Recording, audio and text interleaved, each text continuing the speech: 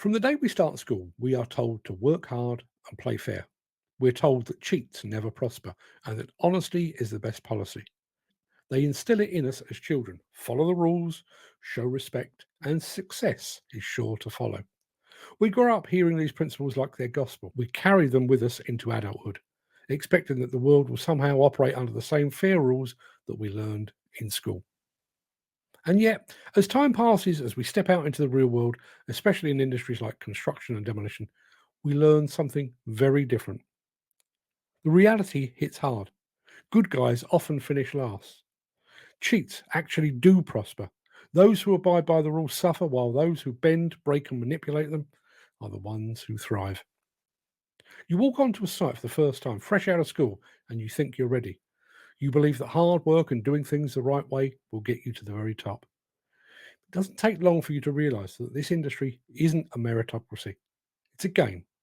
And like any game, the winners aren't always the best players. They're the ones who know how to manipulate the rules.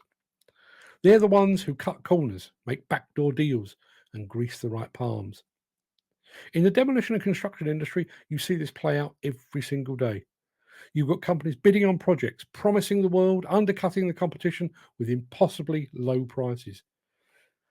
You think to yourself, there's no way they can deliver on that. And you're right, because they don't. They cut costs wherever they can, compromise on safety, use substandard materials, or delay projects until they're forced to renegotiate at higher prices. But do they face consequences? No. They get the job, they make the money, and they move on to the next project. Meanwhile, the honest companies, the ones who play fair and bid what the job is actually worth, are often left in the dust. They lose out because they can't compete with the underhanded tactics that are so prevalent in this business. They follow the rules, pay their workers fair wages, and ensure their projects meet safety standards. But at the end of the day, that integrity costs them. It costs them contracts, it costs them jobs, and it costs them their future in an industry that doesn't reward honesty in the way that we were promised as kids. And you see it everywhere. The little guy, the contractor who works his fingers to the bone to provide for his family, gets swallowed up by a bigger fish. And why? Because the bigger fish aren't playing the same game. And the system just turns a blind eye. There's too much money on the table for anyone to care about fairness or honesty. Take demolition, for example. You've got to clear out a site before anything new can be built. You've got asbestos, lead paint, and all kinds of environmental hazards. The law says you've got to follow certain protocols to dispose of all this stuff safely. But that costs time and money. So what do some companies do? They take shortcuts. They don't bother with the proper disposal. They just bury it, hide it, move it somewhere else, and hope that no one notices. They don't play by the rules, but they save themselves a fortune. And what happens if they get caught? A slap on the wrist, maybe a fine, but nothing that actually hurts their bottom line. They actually factor it in as a cost of doing business. And here's the thing: these companies aren't just surviving, they're thriving.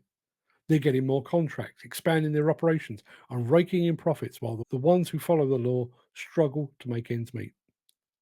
It's a rigged system, and it's a system that rewards the rule breakers, not the rule followers. So, what does that leave us with? An industry where the honest guy, the one who refuses to cut corners, cheat the system, can't compete? He's left watching as his competitors, the one who break every rule in the book, pull ahead. The very principles we were taught as children: work hard, be honest, play fair, don't hold up. Not here. Not in a world where success is measured by how much you can get away with, not by how much you do right. And you have to wonder at the end of the day, is it worth it?